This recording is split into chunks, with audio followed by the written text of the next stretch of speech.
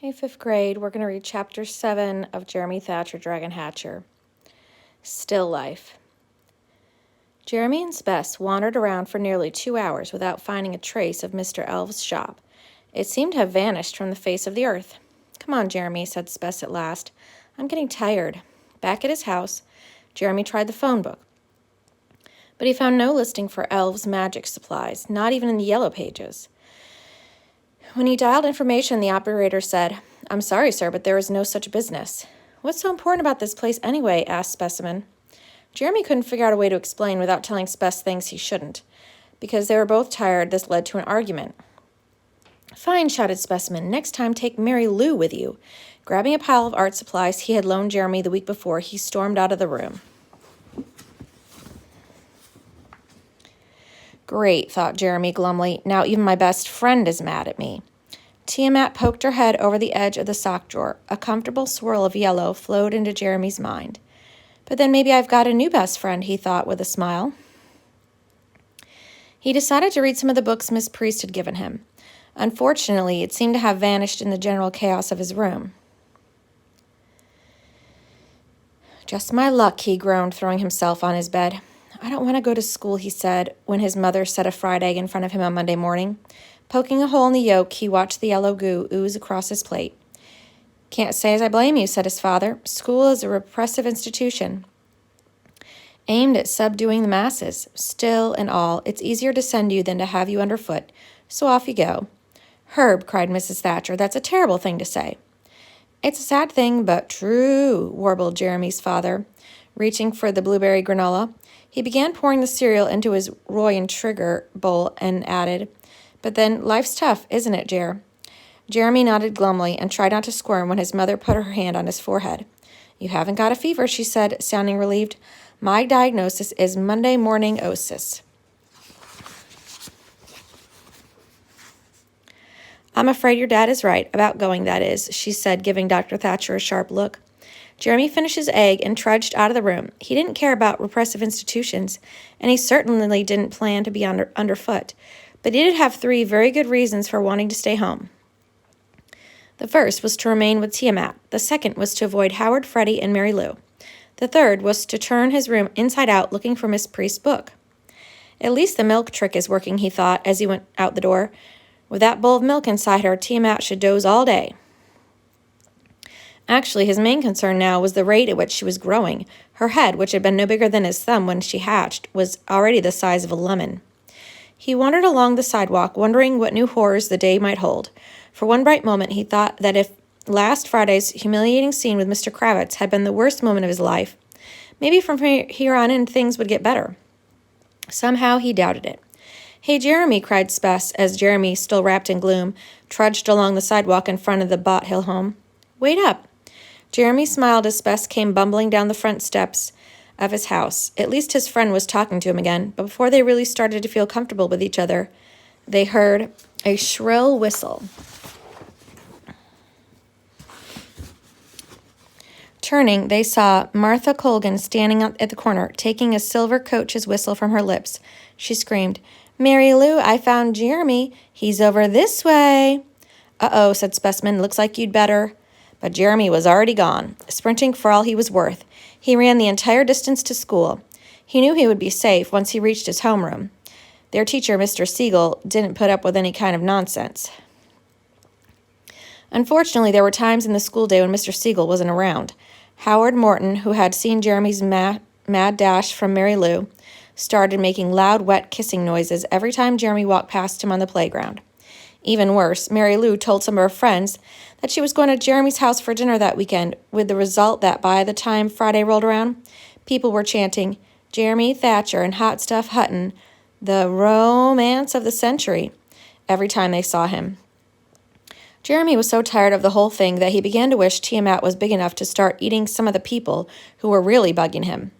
At least Spess hadn't gone over to the enemy camp when Howard made his kissing sound at Jeremy as they were walking into art on Friday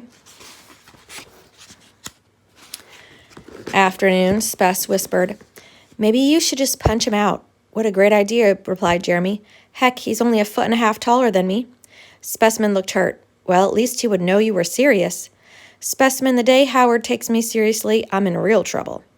They had to stop talking then because Mr. Kravitz had lumbered to the front of the room. Today we're going to draw still lifes, said the teacher.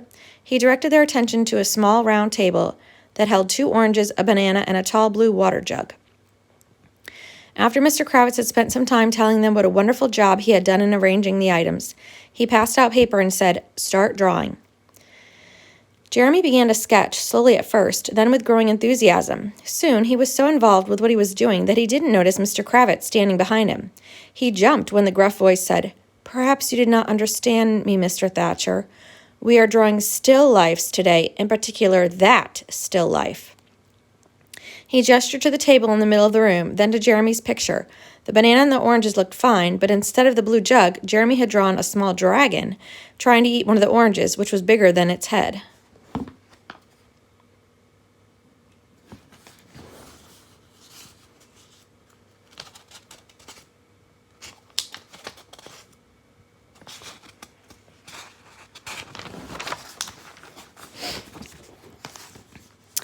"This is not a still life," said Mr. Kravitz, his voice dripping with sarcasm.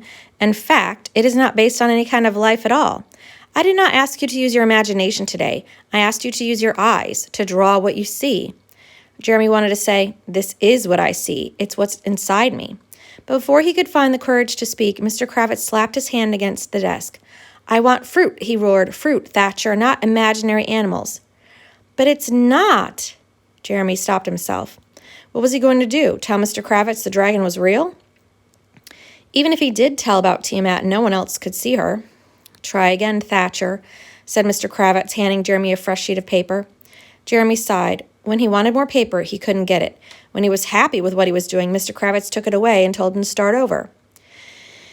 He considered adding Mr. Kravitz to the next drawing. After all, that man was shaped like a pear. He decided the joke would be more trouble than it was worth. Reluctantly, he picked up his pencil and started to sketch. He was blocking in the banana when a jolt of pain surged around through his head.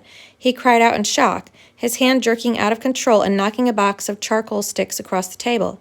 "Hey!" cried Specimen, as the brittle sticks of charcoal went cascading over his drawing. "Watch out! Watch it!" Jeremy barely heard him. Something was wrong with Tiamat. Glancing up, he saw Mr. Kravitz heading in their direction. He looked angrier than ever. "No time to worry about that." "Gonna throw up," he yelled, jumping to his feet and heading for the door. That would slow Mr. Kravitz down. Everyone knew he hated it when kids puked. Dashing into the hall, Jeremy raced for the back door of the school and started across the playground. Realizing he was more apt to be spotted that way, he changed direction, taking the longer route down Cherry Street toward the park. By the time he reached the park entrance, his lungs felt like there were little men inside scrubbing them with sandpaper. But he kept running. Gasping for breath, he stumbled up the front steps of his house, fumbled with a key, threw open the door, and shot into the living room. To his surprise, everything was quiet. He had expected chaos and ongoing uproar, but the house was silent. Even the bounding enthusiasm of grief was missing.